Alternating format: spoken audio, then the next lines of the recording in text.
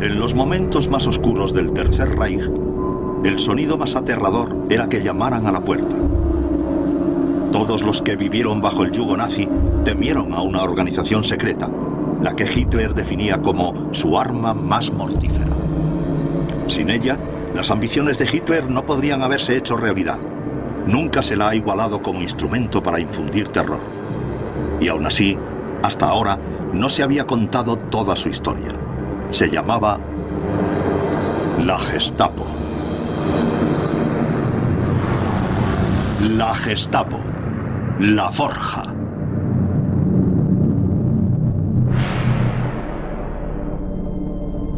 La Gestapo fue una organización de contradicciones. Parecía conocerlo todo, pero el éxito de sus sistemas de inteligencia era limitado. Sus figuras públicas estaban entre los líderes nazis más conocidos, despiadados y ambiciosos, pero el arquitecto real de su éxito se ocultaba en las sombras. Incluso durante su apogeo, pocos conocieron al genio siniestro que guiaba a la Gestapo. Y aunque su nombre ha ejercido una fascinación siniestra durante más de medio siglo, el funcionamiento de la Gestapo sigue siendo un misterio.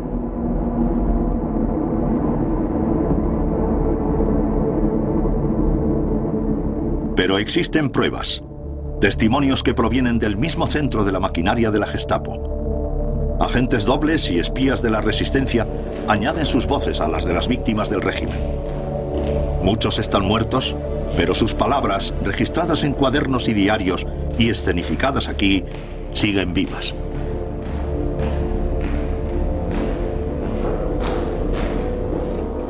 Entré en la Gestapo como asistente a tiempo parcial no remunerada del teniente Franz Bola, oficial de la Gestapo, encargado de espionaje y arrestos, que también era un agente británico.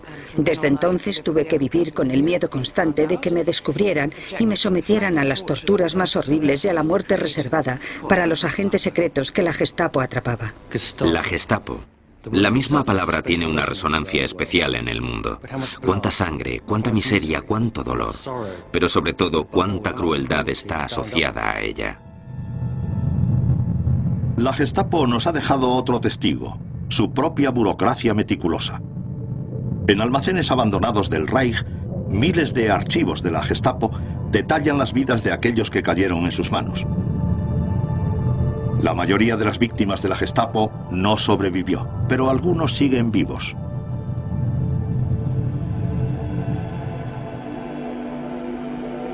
Milo Dor fue arrestado por la Gestapo en 1942 cuando tenía 19 años. Le interrogaron y torturaron casi hasta matarle. Todo está registrado punto por punto en su ficha. Gestapo 4C. Con números romanos, debido a actividad subversiva. Dios mío. ¿Es la primera vez que ve su foto? Es la primera vez que veo el original. Me pone muy triste ver todo esto. Me recuerda a esa época terrible. El nombre Gestapo personifica el horror que causó la policía secreta nazi, aunque la Gestapo solo era un cuerpo de una red de agencias de seguridad nazis igualmente despiadadas. Su imagen es la de una máquina eficientemente fría e impecable. La reputación de su red de oficiales se extendió por todas partes, aunque era una organización pequeña. En 1941 solo había 8.000 oficiales vigilando a más de 70 millones de personas. El arquetipo de oficial de la Gestapo era una figura siniestra con un abrigo de cuero negro, pero en realidad la mayoría del personal de la Gestapo eran burócratas anónimos. ¿Cómo entonces ejerció la Gestapo un control tan total sobre las acciones de una población tan grande y siempre creciente y, lo más importante, sobre sus imaginaciones? Las respuestas se encuentran en la compleja historia del gobierno de Hitler en el Tercer Reich, ya que la Gestapo no se hizo realidad por derecho propio. Su crecimiento fue gradual, su progreso fue dictado por las ambiciones y rivalidades de sus primeros creadores. Y aún así, en todas sus etapas, el objetivo fue siempre el mismo, el control social total. Sus raíces yacen en el malestar de los años que siguieron a la Primera Guerra Mundial. Alemania, humillada por los aliados, desprovista de su poder y obligada a pagar enormes sumas para hacer las reparaciones, se enfrentaba a la anarquía y a la ruina. Un gobierno sin timón observó a fascistas y comunistas luchar en las calles mientras la policía local prusiana peleaba por mantener el control. En medio del caos llegó Adolf Hitler, prometedor, seguro y respetado. Un nuevo comienzo. Con alivio, Alemania aceptó su oferta. El partido nazi triunfó en las urnas y en enero de 1933 Adolf Hitler se convirtió en canciller.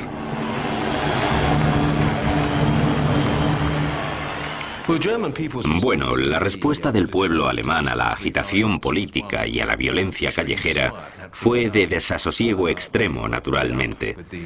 Estaban hartos de aquellas peleas incesantes entre los nazis y sus rivales, los comunistas, los socialdemócratas.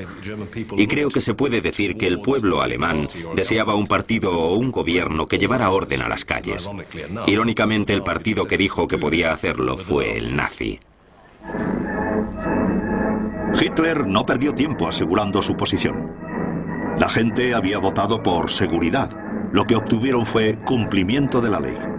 Las ambiciones de Hitler exigían un poder absoluto, pero eso no estaba aún a su alcance.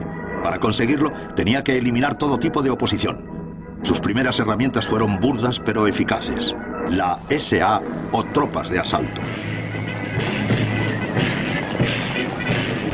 Bajo su líder matón, Ernst Röhm, la SA había sido el apoyo más leal de Hitler durante su subida al poder. Con sus uniformes paramilitares y violencia arbitraria, se sentían cómodos con el malestar que había llevado a Hitler al gobierno. Hans Berg Gisepius era un joven abogado prusiano en ese momento. Más tarde planearía desde dentro del régimen nazi el asesinato de Hitler. Sin haberlo pensado bien realmente, el partido designó a las SA como una fuerza policial auxiliar. Durante 15 meses Hitler les dejó manejar las cosas. Era normal que pensaran que eran los verdaderos héroes. En poco tiempo dejaban a los verdaderos policías en las comisarías y ellos patrullaban solos las calles buscando enemigos del Estado. Con la bendición de Hitler, la SA se hizo dueña de las calles alemanas. Adoptaron una política de tolerancia cero y sus normas eran claras. La palabra de la SA, hasta sus caprichos más banales, era la ley. Cualquier cosa, incluso no saludar correctamente, era suficiente para que te arrestaran. El mensaje de Hitler era sencillo. En la nueva Alemania, la oposición era inútil. Era burdo y sorprendente, pero eficaz. Y su posición inflexible fue la base de lo que vendría después. Hitler ya había tomado el control de los periódicos. Aparecían historias horribles constantemente sobre la amenaza marxista, donde se destapaban supuestos complots y se fomentaba el miedo. La SA se tomó esto como un permiso para hacer de cualquier organización su objetivo. Fue toda una experiencia. Para mí, fue algo muy significativo. Todos los niños estábamos en la Casa de los Halcones, así nos llamaban. Los halcones socialistas. Y nos atacaban las SA y las juventudes hitlerianas en los partidos de por la tarde. Solo éramos niños, pero nos perseguían y a los ayudantes adultos les daban palizas, unas palizas tremendas. A las 4 semanas de que Hitler subiera al poder, el Reichstag, el Parlamento Nacional y símbolo de la democracia, fue incendiado. En mitad del escándalo, Hitler culpó a los comunistas llamándoles plaga asesina y asegurando que Dios había ordenado que les aplastaran con puño de hierro. Muchos han sugerido que fue la SA, en un plan inspirado por el mismo Hitler, la que inició el incendio. Sea cual sea la verdad, ese acontecimiento emotivo fue muy oportuno para Hitler. Le permitió exigir el estado de emergencia que fue declarado al día siguiente por el enfermo presidente alemán Paul von Hindenburg. Se suspendieron los derechos civiles y el pueblo alemán perdió su última protección. Hitler solo había tardado unas semanas en conseguir el movimiento crucial que hizo posible la Gestapo. Cualquiera podía ser arrestado en cualquier momento y ser retenido indefinidamente. La SA había desempeñado un papel fundamental, pero era un instrumento demasiado rudo para lo que Hitler tenía ahora en mente. Necesitaba algo mucho más refinado, y en los siguientes meses encontraría la forma de crearlo. En 1933, Alemania había elegido a Hitler y a su partido nazi para que subiera al poder, y permitió que se suspendieran todos los derechos civiles. Hitler trabajaba en su plan maestro del Tercer Reich, pero mientras tanto, la policía auxiliar, la SA, controlaba las calles. Arrestaron a tanta gente que no había sitio para meter a los prisioneros.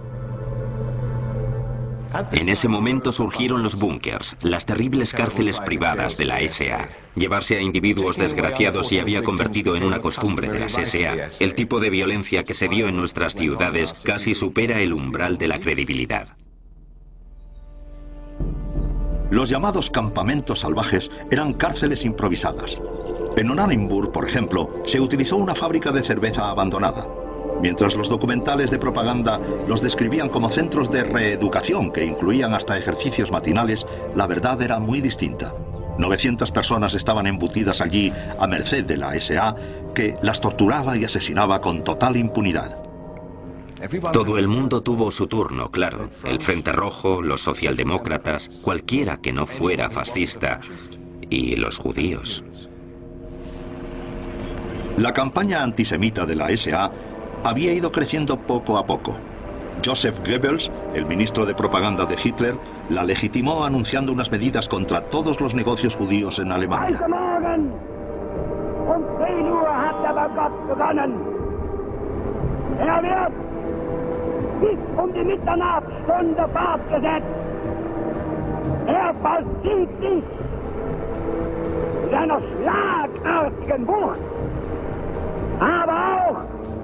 Mit einer imponierenden Manneszucht.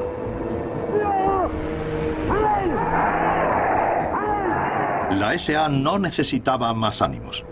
Su comportamiento se volvió aún más abusivo y fueron los judíos los que lo sufrieron. Hasta los que apoyaban a Hitler quedaron sorprendidos y en el extranjero estaban horrorizados. Hitler les frenó. Ya habían cumplido su parte. La policía normal volvió a las calles.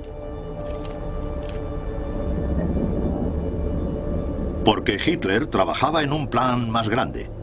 Había visto la eficacia de la SA controlando a la oposición, pero también era consciente de su burda autoindulgencia, de sus líderes corruptos y de su falta de disciplina.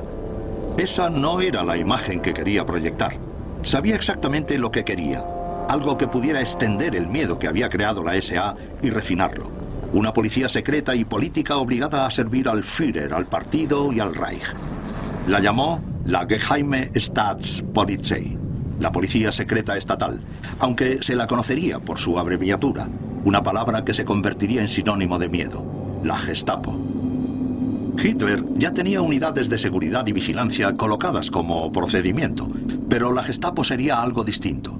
Sería secreta, pero muy conocida. Las nuevas fuerzas tenían el cuartel general en la calle Prinz Albrecht, en Berlín. Al principio solo tenía jurisdicción en la gran provincia oriental de Prusia y solo había 200 oficiales, todos con una educación muy buena. Como líder, Hitler había elegido a Hermann Göring, entre los más ambiciosos y vanos de todo el grupo interno nazi. Göring protegió su poder ejecutivo de la fuerza policial en Prusia con ahínco. La Gestapo era su niño mimado porque él sabía bien que guardaba la llave de su poder. El Führer disfrutaba leyendo sus informes secretos muy dramatizados y exagerados. El expediente de Göring era simple, buscar la oposición allá donde estuviera. Pero los principales enemigos de los nazis, los comunistas, los socialdemócratas y los sindicatos, habían pasado a la clandestinidad para entonces.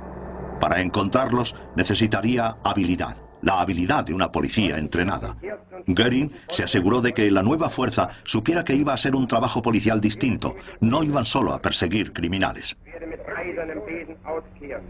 Und alle diejenigen, die ausschließlich wegen ihrer roten oder schwarzen Gesinnung und zur Unterdrückung aller nationalen Bestrebungen in Amt und Würden sitzen, hinausfegen. Pero Göring enseguida tuvo competencia en Heinrich Himmler y en Reinhard Heydrich, dos nuevas estrellas en la jerarquía nazi que miraban con ojos golosos a la nueva organización. Himmler llevaba al lado de Hitler desde los primeros días en Múnich, capital de la provincia sur de Baviera, donde todo el movimiento nazi había comenzado una década antes. Allí lideró las SS, el servicio de seguridad personal de Hitler. Bajo su mando, las SS se habían expandido haciéndose con la policía bávara. Y no resulta sorprendente que se interesase en el desarrollo de la Gestapo, al igual que su compañero y líder de las SS, Reinhard Heydrich, un joven nazi listo y ambicioso.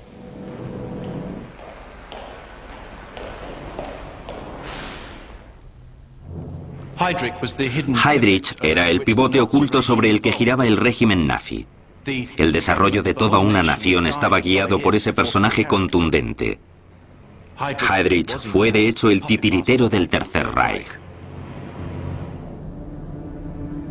Himmler y Heydrich reclutaron a un tercer miembro para el equipo, un profesional formado en el que confiaban ciegamente. Policía dedicado y con experiencia, Heinrich Müller estaba destinado a tener una profunda influencia en el futuro de la Gestapo. La policía política de Múnich fue el primer empleo de Müller y se hizo un nombre por sí mismo como supervisor muy eficaz de los comunistas. Él, en muchos aspectos, encajaba en el molde. Era ambicioso, despiadado, dedicado, obediente, y aunque no era nazi antes de 1933, Heydrich y Himmler dejaron muy claro que ese era el tipo de persona con la experiencia que necesitaban. Müller no era como sus jefes inmediatos. Rechazaba los símbolos de poder en favor de un profesionalismo total y centrado. Cualquier forma de conversación con él era casi imposible. Por su parte, consistía en preguntas formuladas de manera tan fría que parecía más un interrogatorio. Una vez me dijo, se debería llevar a todos los intelectuales a una mina y luego volarla. Incluso cuando los principios de la Gestapo se estaban estableciendo en Berlín, el trío de las SS en Múnich ya se estaba embarcando en un nuevo plan que desmarcaría la política nazi de todo lo que habían hecho antes. Basándose en la idea de los búnkers, estaban trazando un campamento cerca de Múnich en un suburbio llamado Dachau. Aquí las SS iban a concentrar a todos los que se considerara enemigos del Estado. En el verano de 1933, el plan había despegado.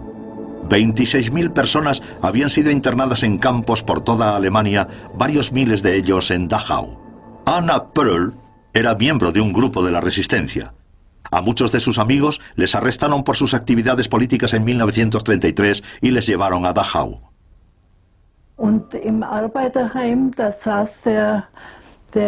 El comunista Leonhard Hausmann estaba en la Casa de los Trabajadores. Le hablé de los carteles en las marquesinas, que Hitler era canciller del Reich. Entonces guardó algunas cosas y se marchó de la oficina.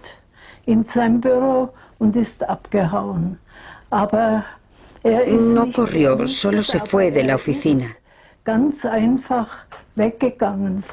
Y cuando le arrestaron, eso fue en marzo del 33, se lo llevaron a Dachau, donde le fusilaron el 17 de mayo.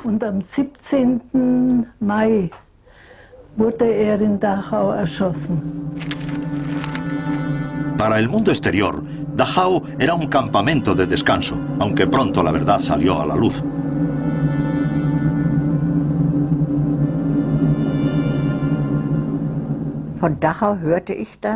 Oímos que Dachau no era un campo de reeducación como siempre nos habían dicho. Entraba sin juicio y no sabías cuánto tiempo ibas a estar o si saldrías vivo.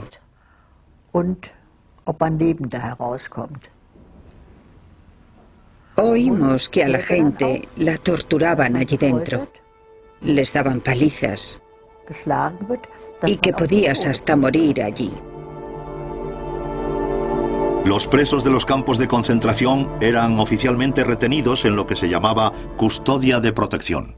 La custodia de protección en el Tercer Reich significaba que la Gestapo llamaba a tu puerta a las 3 o las 4 de la mañana y se te llevaban sin dejarte coger ropa o efectos personales, sin dejarte siquiera decir adiós a tus seres queridos. Y te llevaban a un campo de concentración donde inmediatamente había un proceso de casi deshumanización. Me llevaron en custodia de protección. Protegían a la sociedad de nosotros, en vez de al revés, y no necesitaban pruebas ni nada para hacerlo. Podían mandarte a un campo de exterminio sin nada. No necesitaban nada para hacerlo. En los campos de concentración, el trío de las SS había creado el castigo definitivo para los disidentes. En Berlín, la Gestapo estaba montando una maquinaria súper eficaz para detectarlos. Para Himmler y Heydrich, con ansias de poder, la perspectiva de obtener el control era irresistible. Las relaciones entre los matones de Hitler en la nueva Alemania nazi era una lucha constante por el poder en un terreno siempre cambiante. La técnica de Hitler para controlar a sus subordinados era fomentar la rivalidad entre ellos, avivando sus inseguridades, cambiando de favorito. El resultado fue una potente mezcla de paranoia, conspiración y contraconspiración. Gradualmente, Himmler organizó su estrategia para hacerse con la Gestapo. Ya había tomado el control de la policía política local en todo el país y la SD, el departamento de las SS encabezado por Heydrich y dedicado a encontrar traidores entre las filas nazis, y había aumentado su perfil y sus niveles de actividad. A principios de 1934, Himmler subió a un tren con destino a Berlín con sus subordinados Heydrich y Müller. Hitler, impresionado tanto con los campos de concentración de Himmler como con sus habilidades políticas, dejó de lado a Göring y cambió sus favores a su querido Heinrich. Acordó que la policía de todo el país, encabezada por la Gestapo, se debería unificar bajo el control personal de Himmler. Hitler transfirió la Gestapo oficialmente de Göring a Himmler en Berlín. Heydrich se convirtió en jefe de la oficina de la Gestapo con el altamente eficaz Müller como su ayudante. Göring no iba a quedarse atrás, en meses era jefe de la novísima Fuerza Aérea. Desde entonces, la policía política de todo el país se iba a controlar desde Berlín. La Gestapo técnicamente siguió siendo solo una fuerza regional, pero en realidad todas las policías secretas regionales entraban dentro del nombre Gestapo. La estructura de las fuerzas de seguridad, nunca sencilla, era aún así fluida. Las SS, bajo Himmler, retuvieron un papel general, responsables de varios departamentos incluyendo la administración, la economía, la inteligencia extranjera y la policía criminal normal y la SD. Müller se hizo cargo de que funcionara la Gestapo. Era el trabajo perfecto para él. Su celo solo era comparable a su obsesión con la eficacia. Pronto las cosas marcharon como él quería. El informe de la Gestapo era claro y nada ambiguo. Sería el medio para limpiar a Alemania de todas las impurezas culturales, raciales, sociales y políticas. Si sus métodos entraban en conflicto con los estatutos existentes, la Gestapo tendría preferencia. A todos los que pasaban por las manos de la Gestapo se les fotografiaba, se les tomaban las huellas y se le asignaba una ficha con detalles personales de su supuesto crimen, los detalles del interrogatorio y la acción tomada al respecto. En los índices de esas fichas yacía el poder de la Gestapo. Mire esto.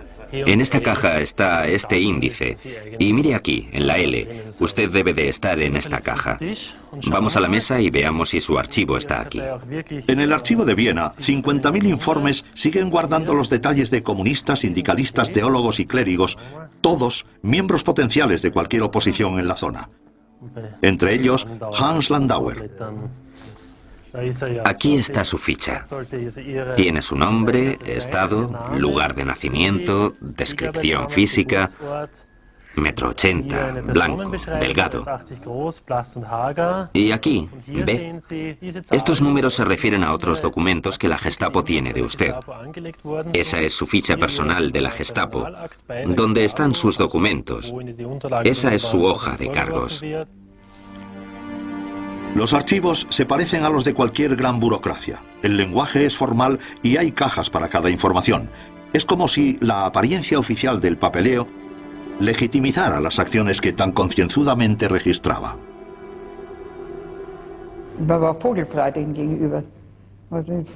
Estábamos completamente a su merced. Podían hacer lo que quisieran con nosotros. Ni justicia, ni ley, ni nada. Era una institución que no atendía a nada. Los nuevos jefes supremos de seguridad aparecían en público con frecuencia, excepto Müller, que insistía en mantener la discreción. Daban la impresión de tener una confianza total, pero sus problemas no habían acabado todavía. Existía una seria amenaza para sus ambiciones. A pesar de haberla apartado, la SA no había desaparecido, ni tampoco su líder, Ernst Röhm. Pertenecía a la vieja escuela, a la antigua generación nazi luchadora, si se prefiere. Su contribución fue crucial para que los nazis se hicieran con el poder, pero en cuanto lo consiguieron surgió un problema. ¿Qué hacían con la SA? Tras sus saqueos salvajes del principio, Hitler había frenado a la SA, pero Röhm seguía decidido a trabajar por su cuenta y completar su revolución alemana. Para Röhm, el partido nazi debía todo su éxito a sus tropas de asalto y merecía tener poder policial y militar como recompensa.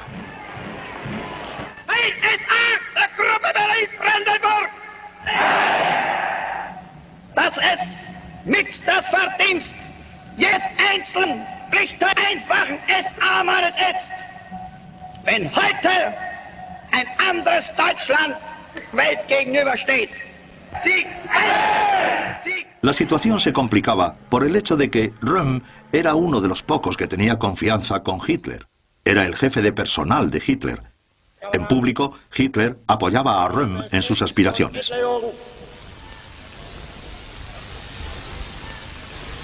Eine große Zeit ist angebrochen und wir sind nur ihre lebenden Zeugen, sondern ihre Gestalter. Röhm estaba convencido de que podía transformar sus escuadrones indisciplinados en modelos para el ejército del futuro. Su idea era simple y lógica. Cuanto antes se aprovechara del recrudecimiento tras la toma del poder para destrozar la maraña de leyes y el laberinto de políticas extranjeras, antes se convertiría su ejército revolucionario en el ejército alemán del futuro. Röhm se estaba convirtiendo en un problema. Hitler, adoptando sus técnicas habituales, hizo que sus otros esbirros se deshicieran de Röhm. Los escandalosos borrachines de la SA eran intolerables. Representaban a los elementos más fanáticos, violentos y extremos del movimiento nazi en aquella época. Las actividades de Röhm para formar una milicia privada habrían constituido una amenaza para el Estado, pero eso solo fue una excusa. En el ambicioso Himmler y en el aún más ambicioso Heydrich, Hitler encontró verdugos dispuestos y cada uno aprovechó la oportunidad para aumentar su propio poder. El 27 de junio de 1934, en una reunión secreta en la calle Príncipe Alberto, Heydrich anunció que la inteligencia ha confirmado que la SA al mando de Röhm está planeando un golpe de Estado. Era una mentira flagrante. Heydrich y Müller coordinaron una llamada contraoperación desde el cuartel general de la Gestapo. Heydrich preparó una lista firmada por Hitler de aquellos a los que fusilarían.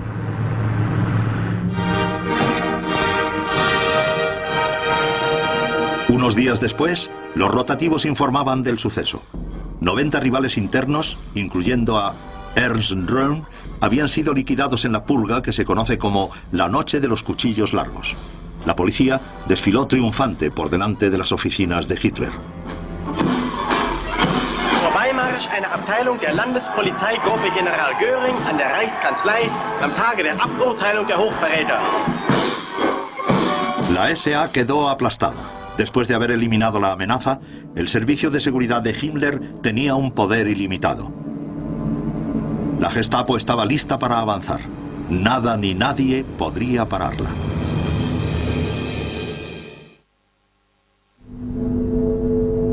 Hitler, Himmler, Heydrich y Müller tenían ahora el control total de la seguridad de Alemania. La policía política del país, bajo las órdenes de la Gestapo, estaba ya reprimiendo toda forma de disidencia. Bajo el mando de Müller, que había hecho un estudio de la famosa policía secreta soviética, la Gestapo estaba estableciendo sus métodos característicos. Todos estaban diseñados para difundir el miedo. Johann Swerth formaba parte de la poca oposición que quedaba, imprimía y distribuía panfletos y conseguía fondos para la guerra civil en España. Acababa de entrar en mi piso cuando aparecieron dos hombres armados en la puerta. Me llevaron directamente del piso a la cárcel, a la de la policía. Sabían mucho sobre mí porque habían estado interrogando a gente. Entonces fue cuando empezaron a pegarme en la cara. Me pegaron durante 1 hora. Es terrible cuando no sabes, cuando te sacan de tu celda, qué es lo que te va a pasar. Yo llevaba un jersey grueso puesto cuando me arrestaron y lo llevé día y noche como protección. Porque sabía que cuando me llevaban abajo me iban a pegar.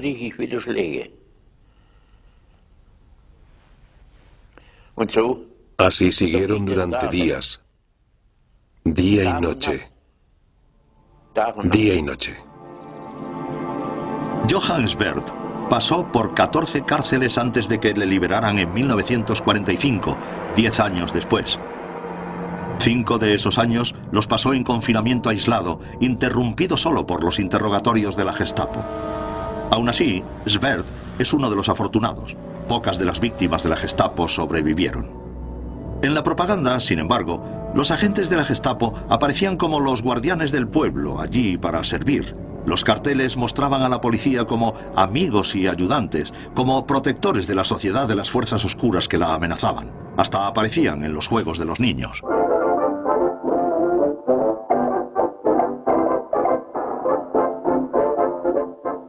Todo formaba parte de la estrategia cuidadosamente ideada por Müller, diseñada para crear una imagen específica de la Gestapo en la mente popular.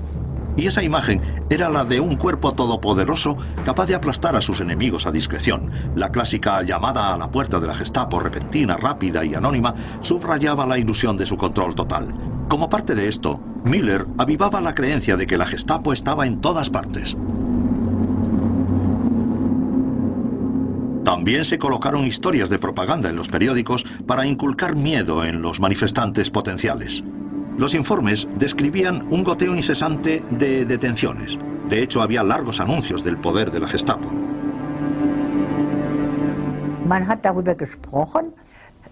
Hablábamos de cómo la Gestapo observaba a la gente y se aseguraba de que nadie decía nada malo sobre el régimen.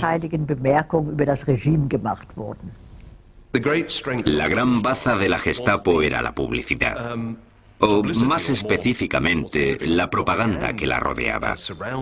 El mito de que la Gestapo estaba ahí, que estaba en todas partes, para que cuando cualquier alemán hiciera un comentario siquiera un poco contrario al régimen, mirara sobre su hombro. Y se conocía como la mirada alemana, Die Deutsche Blick. De hecho, el conocimiento de la Gestapo era menos completo de lo que implicaba su imagen meticulosamente cuidada. Pero la acumulación de información seguía siendo mucho mayor de la que se podría esperar de un grupo tan pequeño de oficiales. ¿Cómo lo hacían? La respuesta está en estos archivos.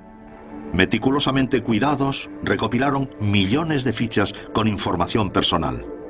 Y la mayoría de esta llegó a la Gestapo por informadores. Fue el público alemán el que hizo gran parte del trabajo de la Gestapo. Los oficiales estaban encargados sobre todo de analizar y cotejar los datos que llegaban. Dije, ¿qué te pasa? A un sastre de unos 50 años.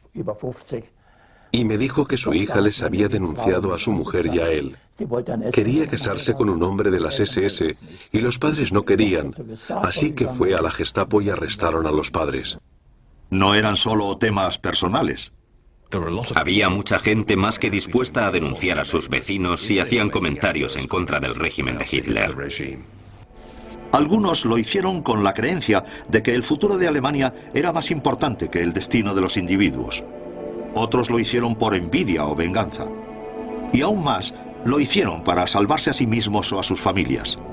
Como se sabía que las sospechas de la Gestapo llevaban a los campos de concentración, la palabra de un oficial era todo lo que se necesitaba. Y enseguida todo el mundo supo que la Gestapo igualaba la piedad con la debilidad y consideraba la debilidad fatal para el régimen. Era horrible que te arrestaran. Significaba la muerte. Siempre oíamos, fulanito ha desaparecido. Oficialmente no te permitían hablar de ello, pero la mayoría lo hacíamos y sabíamos lo que significaba. Reinaba una sensación horrible de estar indefenso y de humillación. Crueldad, crueldad. ¿Cómo podían llegar idiotas tan grandes a la posición de poder torturar a otro ser humano? Era una amenaza. Fue realmente el símbolo de lo que el régimen nazi era. Se podría decir que lo sentías como el puño de los nazis. La fama de la Gestapo quedó firmemente establecida y la oposición al partido nazi fue aplastada enseguida. A finales de los años 30, la Gestapo había purgado a Alemania de toda resistencia visible. Fue el momento en que los líderes pensaron que podrían cumplir su verdadero destino y dar forma al futuro de un Reich milenario. Heydrich puso en palabras la nueva tarea de la Gestapo. La policía del Estado Socialista Nacional cumplirá sobre todo la tarea de reconstruir la sociedad del pueblo desde la base, según los preceptos del liderazgo político. El ideal nazi era el Volksgemeinschaft, la sociedad del pueblo. Esta sociedad estaría basada en la igualdad, la unidad y la armonía social, pero solo para aquellos lo suficientemente buenos. Requería absoluta conformidad. La tarea de la Gestapo era hacer listas de aquellos cuyas acciones les incapacitaban. Las faltas que hacían ingresar en las listas eran muchas y variadas. No se esperaba que la Gestapo persiguiera a los que figuraban en las listas. Simplemente había demasiados y la tarea se delegó en las fuerzas policiales locales.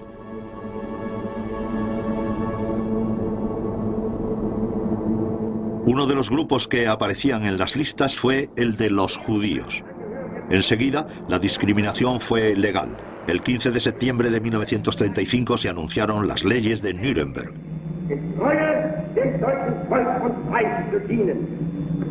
Eheschließungen zwischen Juden und Staatsangehörigen deutschen oder artverwandten Blutes sind verboten.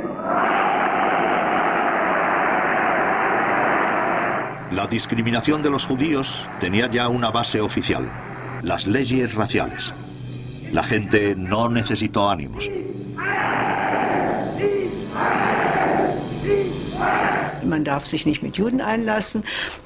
No te estaba permitido mezclarte con judíos. Hasta vi cómo pasearon a una mujer que había tenido un novio judío y la hicieron llevar un cartel que decía: soy una cerda, salgo con judíos. Una nueva clase de pseudociencia entró en vigor. A mí me llamaban mestiza de primer grado y Hitler nos odiaba especialmente porque las leyes de Nuremberg decían que no nos podíamos casar con los llamados arios, pero sí con otro mestizo porque los niños resultantes serían unos cretinos y podrían asesinarlos enseguida. Eso es lo que nos decían y yo me senté y pensé, esto no puede estar pasando. El profesor nos dijo, y lo recordaré toda mi vida, Este año vamos a estudiar las leyes raciales. Y ya os digo que Löwenberg pertenece a una raza inferior. Eso fue todo lo que dijo. Pero yo me fui a casa hecho un mar de lágrimas. Los líderes nazis se preocuparon poco por el efecto de sus leyes en los niños. Estaban más preocupados con reforzar su poder. A Himmler le tenía Hitler tanta consideración que le nombró jefe de toda la policía alemana, lo que significaba que la policía se convertía en una rama de la Gestapo y no al revés. El alcance de la Gestapo aumentaba.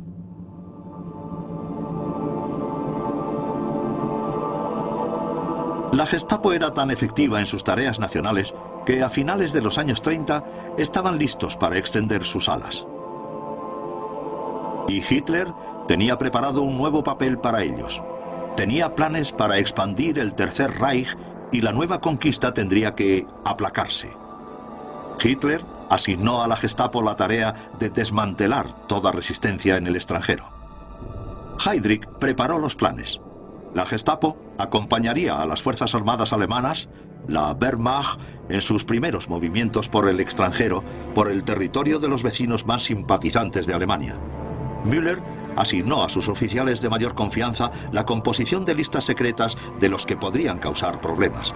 Serían detenidos y eliminados en cuanto empezara el movimiento militar. Austria, en marzo de 1938, fue la primera en quedar anexionada.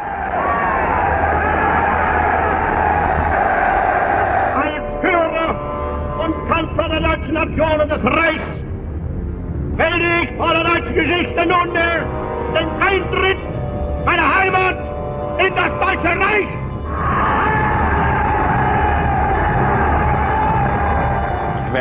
Lo único que sé es que la primera noche detuvieron a las antiguas autoridades de entre 1934 y 1938 y a todos los de la izquierda, comunistas, socialdemócratas y liberales. Apenas unos meses después, el ejército marchó sin oposición por los Sudetes, la parte germanoparlante de Checoslovaquia. Al igual que Austria, lo veían como territorio nacional a pesar de estar en otro país y la anexión se realizó sin percances. Allí la Gestapo también llegó con sus listas.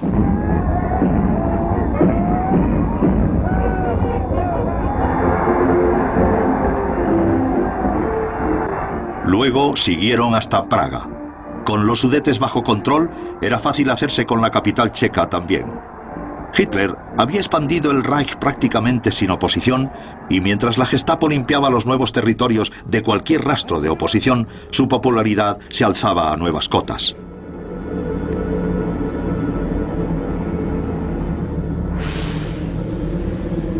Pocos esperaban que Hitler detuviera allí su agresión. Su maquinaria propagandística empezaba a sonar a guerra en Europa. Y en el cuartel general de la Gestapo, los planes ya estaban trazados. Heydrich, Müller y un grupo pequeño de oficiales de la Gestapo de confianza estaban preparando la Operación Tannenberg. Era un complot brutal y despiadado con la intención de engañar tanto al público alemán como al mundo entero. Se le había encomendado a la Gestapo el trazado de un plan que llevaría a Europa y finalmente al mundo entero a la guerra. Su poder ahora era inmenso. Al comienzo de la guerra, la Gestapo manejaba un enorme aparato de terror que tenía hilos extendidos por toda la sociedad alemana. Había aplastado a la izquierda con eficacia. Estaba en el camino de llevar a cabo su visión de una comunidad del pueblo alemán en la que los extranjeros internos fueran erradicados. Y estaba perfectamente colocada para controlar a la sociedad alemana en cuanto estallara la guerra. Fue un momento histórico. Müller y su Gestapo estaban listos para añadir millones más a sus listas de vidas destruidas y estaban más que preparados para los nuevos retos que se les deparasen.